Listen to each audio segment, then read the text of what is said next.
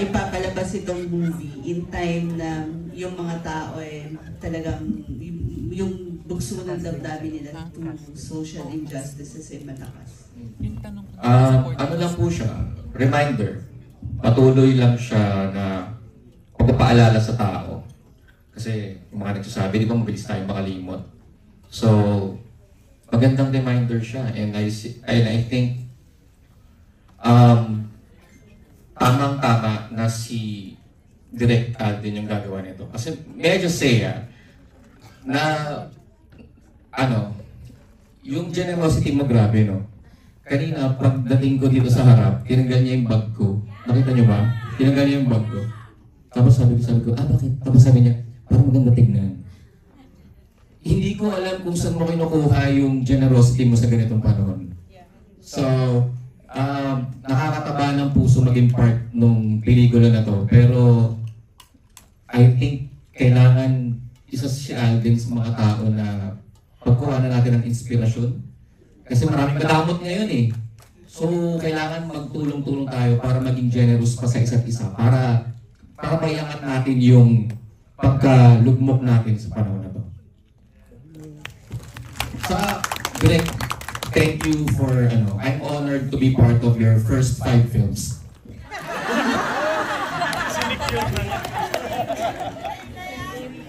How about the others? First and foremost, ako kasi talaga dapat yung character ni Heaven. Kaya lang, mas husky lang yung boses ni Heaven. Kaya, switch kami. No, I think yung connection nito with what's happening in our country right now is 3 things. Na sana mangyari din sa bansa natin na lumabas yung... Kasi diba, there's always 3 sides of the truth. Your truth, my truth, and the whole truth. So sana katulad ng film, lumabas din yung whole truth. Yung tamang walang labis, walang kulang, pero yung saktong-saktong totoo, katulad nung nangyari sa film na lumabas kung ano yung 100% truth. So sana katulad sa bansa natin, lumabas din yung 100% truth sa lahat at saka sana mapanood nating lahat katulad ng kita natin ng movie namin kanina na Out of Order.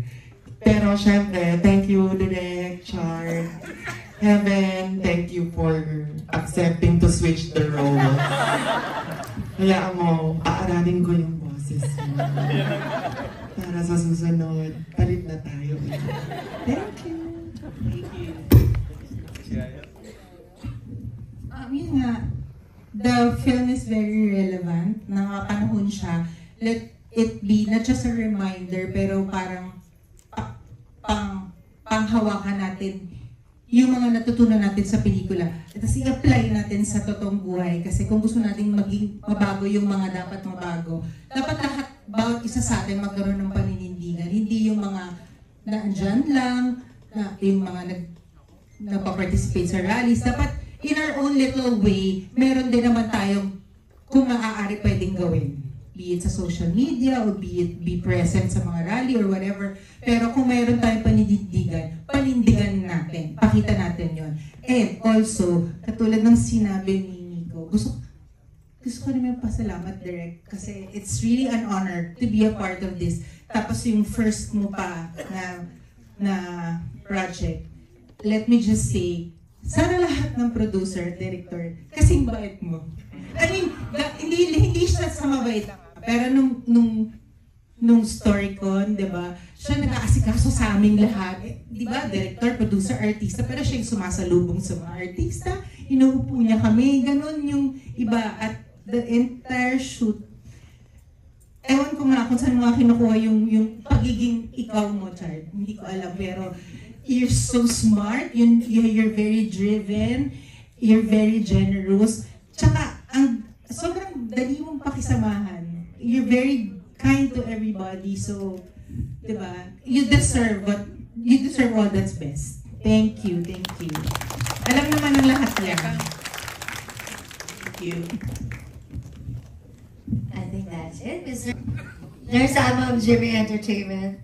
Up next, we have CJ Bond of CJ Says Vlog.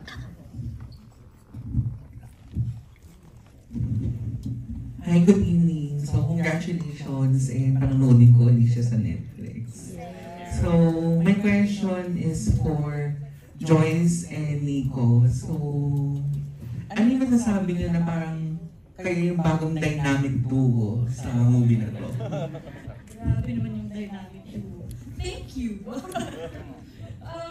Ang dali kasi, sa totoo lang, parang for me, personally, first time ko yung medyo ganitong role na kengkoy na hindi masyadong kengkoy, na medyo seryoso na hindi talaga ako sanay sa timing and everything, pero sobrang dali kasing katrabaho din ni Nico and very mapagbigay siya and very, mahilig siya mag-advise. Hindi, ang dali niyang kabatuhan. Kaya rin lumabas rin yung, parang, I think kaya din naging okay yung itsura namin on screen. Kasi even off screen, very friendly si Nico. So very home, very chillax talaga kami off cam. Kaya I think yun din yung lumabas sa film. Thank you. Ang masasabi ko lang, ako sure na nandun ako sa part 2.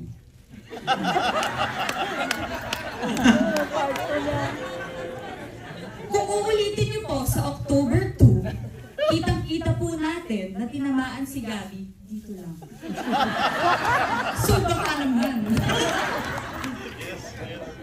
And my last question is that, with the recent happenings dito sa Pilipinas, so ano yung gusto niyong iwan or mapulot ng mga viewers dito sa pelikula niyo?